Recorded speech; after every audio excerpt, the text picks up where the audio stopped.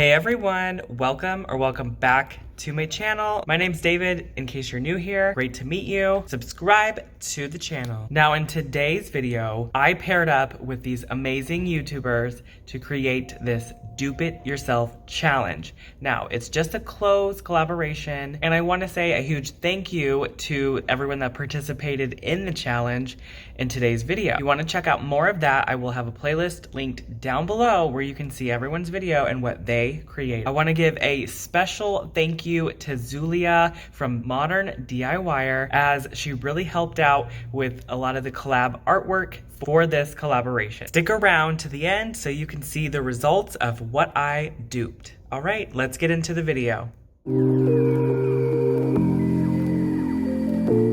My first project I wanted to dupe was this carved stone bowl going for $75 on Amber Interior's website.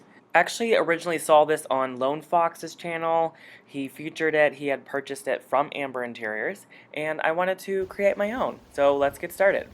So how I created this is I just used a yogurt container as well as cement to create the stone bowl. I wanted that texture of a stone, but I obviously wasn't going to carve out a stone, you guys. Come on now. So I just took the cement and I just packed it all over the outside of the yogurt container. Are you doing pottery? No. Sorry. It's similar though. Oh, I kind of look like for a second. Yeah, I'm just using cement. No, you're fine. After I was rudely interrupted, I'm just kidding. That was funny. Anyways, back to what I was doing. I'm just packing on the cement, smoothing it out with my hands. I'm using water and cement, like in a dust form, to just kind of, you know, shape it how I want. There's like a whole chunk here. I don't understand. What? There we go. Maybe like that. So I first had to glue back the cracked pieces with, I use wood glue. I do this all the time with cracked pottery and whatnot. I did that, and then I mixed more cement and just packed that all over and filled in the holes and gaps and whatnot. It was a process, let me tell you.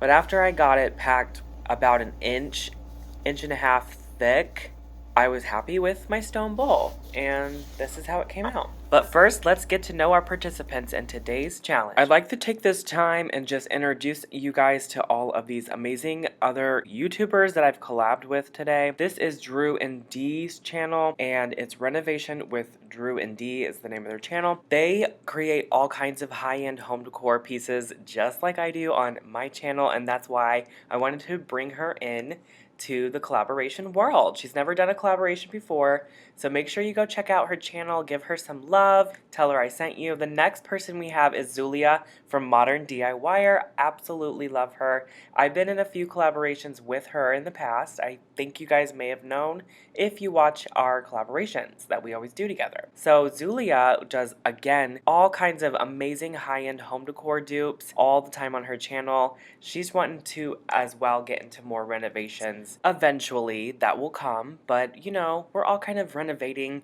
step by step. You know how that goes. Our next person is Kian by Design. Absolutely love Kian. I've worked with him in the past, so I had to bring him in this collaboration.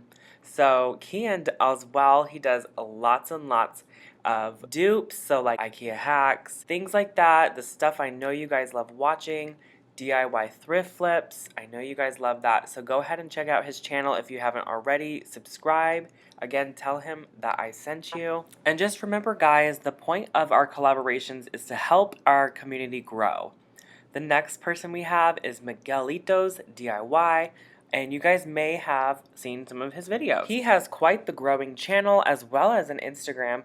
I'm loving all of the stuff that he puts out, and his home decor dupes or DIYs are just brilliant. He takes cheap items and makes them look so super high-end. Love, love, love it. I know you guys will love his channel if you haven't already checked him out, so subscribe to all these channels. Let's get back into the video.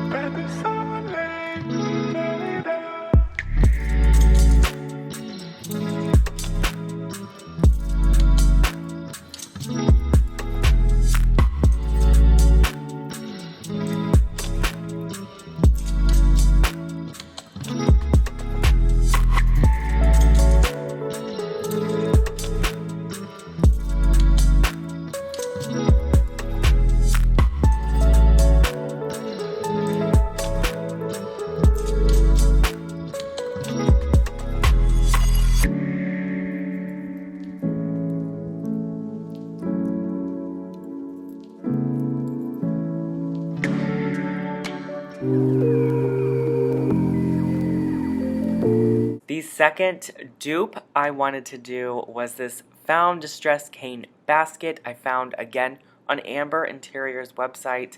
I just love it. $42 is a bit steep for a little basket, so let's make our own. So you want to start by boiling a pot of water. Alright, so I have a lot of stuff going on here, and I just wanted to show you what I'm doing. So I took this basket here. This is from Dollar Tree. I'm just going to cut it down to size how I want it. So I'm just going to go like this with some wire cutters.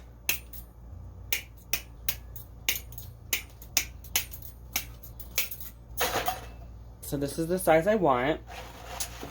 Either discard this, keep it for another project. So now the sides, because it is like this kind of almost square shape. So these two on both sides, I'm gonna kind of bend them in like this a bit. Bending this. That caught me. Okay, so I'm fine. I went ahead and did it off camera, but I've just basically bent some of these prongs inwards. Anyways, then I have some of this rattan. You can get this at your local craft store. Just place it in the water, and this will kind of soften these pieces up. Okay, and then we can just start weaving our basket.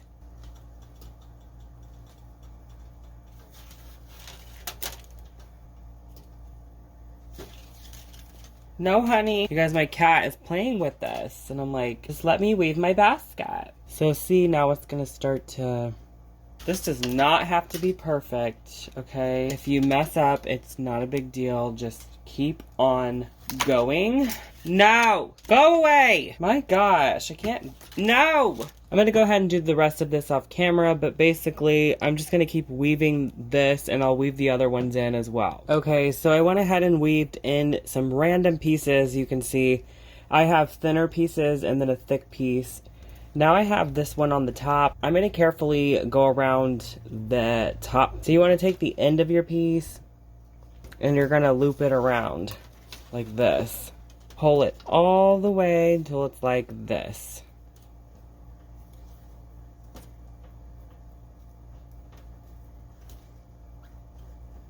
And then just keep repeating that. And we're going to go all the way around. So here's the bottom side. I'm just kind of going back and forth. It's kind of complicated to explain, so I'm just gonna show you just a few of these. So once I get to a corner, I'm gonna turn it up this way and go the other way.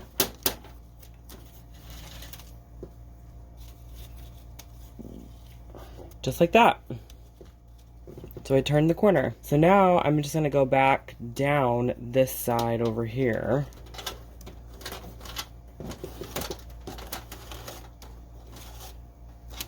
Go over this. Ripped. And this is good right here. Just a couple. To do just a couple more this way and that way. Not too many more. I'm going to end up covering the entire thing anyway. So that's the bottom of the basket. Again, I just went randomly. And pieces are kind of hanging out. It's not a big deal. We'll kind of push them in. You know what I mean? You don't see them, but we're going to cover this whole thing anyway. So it doesn't need to look perfect. So I'm going to show you the next step in what we're going to do with this thing. So over here I have some water that I turned it up to medium high so it can start to boil. I'm just taking these old things from Wendy's or McDonald's, these little cup holders. I'm just going to tear them and place them in the water to boil them and soften everything. That's probably enough. I'm gonna go ahead and let this boil. Maybe I don't need a blender after all. So the blender would just basically shred it up even more, but this looks pretty good. You want it to look like this. It looks like meat boiling, but it's not. We're gonna go ahead and strain this.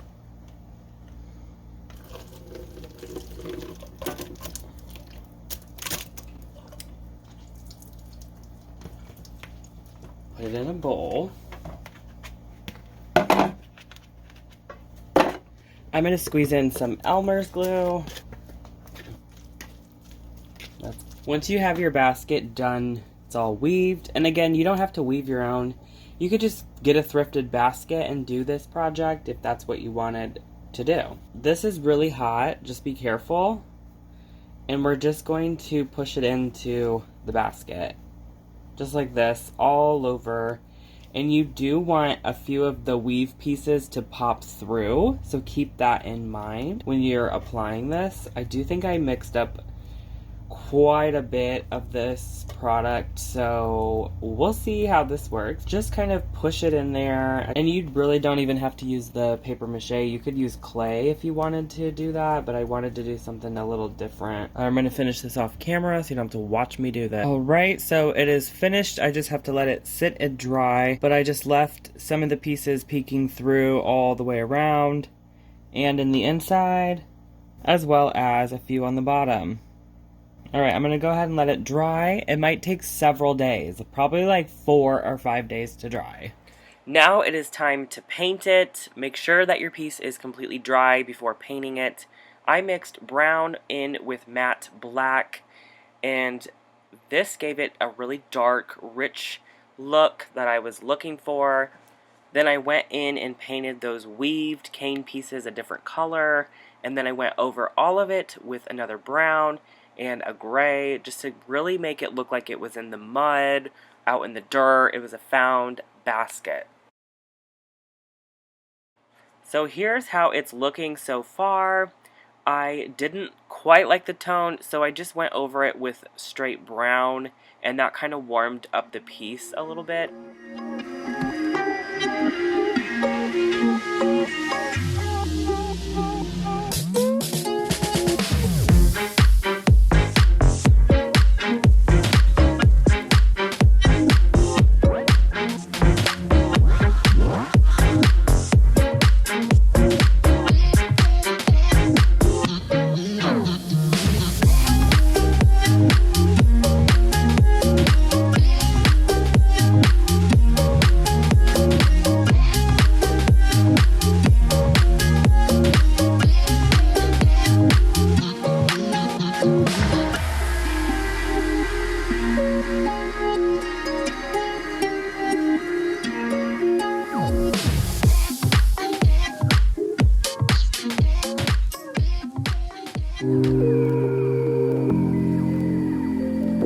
The third dupe that I wanted to do for this video comes from 23rdbyDeanne. She has these amazing pillows. She sells the pillow covers. Oh my gosh, I love all of them. They're so neutral and textural, but just like, I don't know, they're so expensive. They go from like $75 to $150 in that range. That's a bit pricey in my opinion. They probably are amazing quality, and I don't doubt that if I were to ever purchase one that I would ever regret it. I bet they're amazing.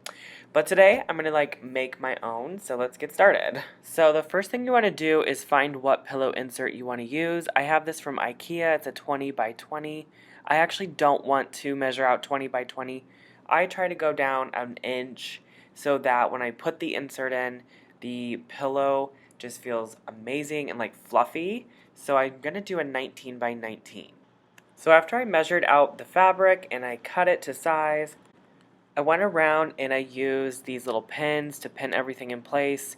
And before we start sewing, I actually wanted to try inserting a zipper. It's my first time ever doing it. Alright, I went ahead and pinned 3 sides, and now I'm going to pin my zipper in place. I don't have one that matches the same color, so I'm just using one that I have in my craft area. Not about to go buy one, okay? I'm just showing you guys what you can do. I unzip the zipper, and then I want to pin this in place. I'm opening this up a little bit, and I'm pinning one side of the zipper. One side will go here, and then the other side is going to go on this side. And make sure you're doing the zipper on the correct side and not pinning it on this side. Zippers are a little complicated, but it's nothing you can't do. Alright, I'm here at my sewing machine. So what I end up doing was using a straight stitch on 3 sides of the pillow. Obviously it's not the side with the zipper, so you want to do all the other sides, and then you want to go back over the straight stitch with a zigzag stitch as well. And then once it comes to the zipper, you're going to want to do the same thing, but just making sure you're stitching the one side of the zipper to the one half of the fabric, and then the other to the other, and so on. I like to use this zigzag one on kind of the more spaced out one, not the really close one. And then I'll also use the number 6, which a number 6 is just a straight line. And it's a very close line. As you can see, they kind of get spaced out. I like the number 6 and then the furthest number 5. So this one and this one, I will put those together to create this stitch here. It's not the best work, but it does work for a simple pillow cover. So here I'm just showing you what the zipper would look like. It's a zigzag stitch with a straight stitch. And then for these two pieces, you actually want to make sure your ends are folded inward and then the little tails are tucked out. And you want to do the same straight stitch and zigzag just over this. It's a little complicated when you do it at first, but once you get the hang of it, you'll be good to go. So that's what it will look like on this side. It just kind of comes out.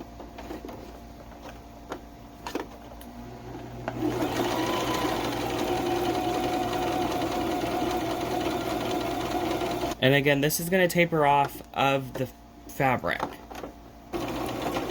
Just like that. So basically you're kind of sewing. This looks horrible, I'm just letting you know. That's okay.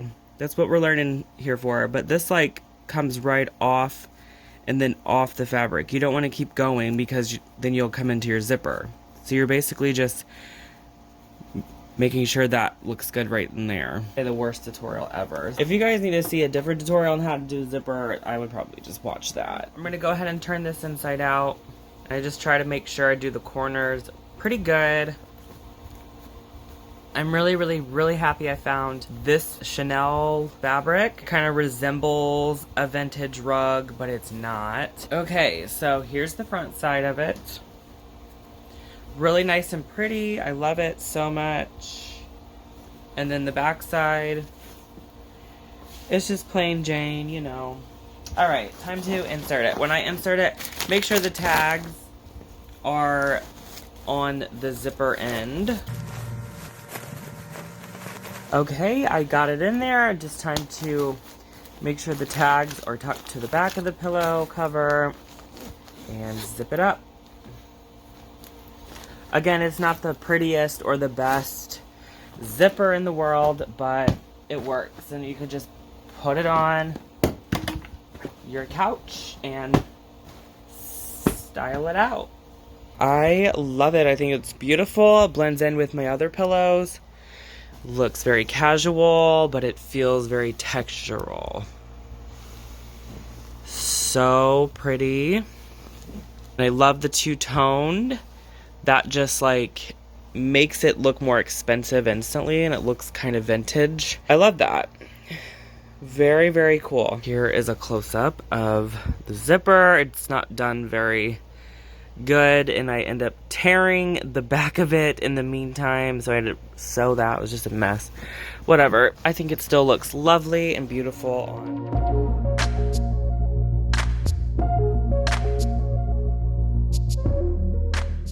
So here is part 2. I wanted to show you guys a different method, a different way to create your own vintage inspired, I guess, vintage rug pillow, just like the ones that are sold by 23rdbyDeanne. So I had this old rug I got from Five Below for $5 2 years ago, I do believe. I have not been using it, but that would be perfect for this project. So I cut out a section of this beautiful rug, I know, but you guys, it wasn't really vintage. It was just a vintage inspired print. Okay, so let's just move past me cutting up a rug. Now we're actually going to be gluing a backing to this and creating a pillow from this cut up piece of rug. The backing is actually a tote bag. I do believe I got it from Dollar Tree or maybe Target. I'm not too sure. It says good vibes only. I was debating if I wanted to show the letters good vibes only on the right side or if I wanted to try to hide it. But I just rolled with it and was like, let's just show it because you already see it popping through on the other side. Might as well just show it, right? all I did was take some hot glue and glue the edges together like this. I did 3 sides. When I got to the last side, this is what I did. I just glued it about maybe 5 inches inwards on each side, and that kind of left this large opening, so I was able to stuff the pillow with stuffing, whatever you have on hand to stuff it with. So I actually used an old pillow, and I just tore it up and took the stuffing out of it and shoved it inside of this. So now I just have to hot glue this shut.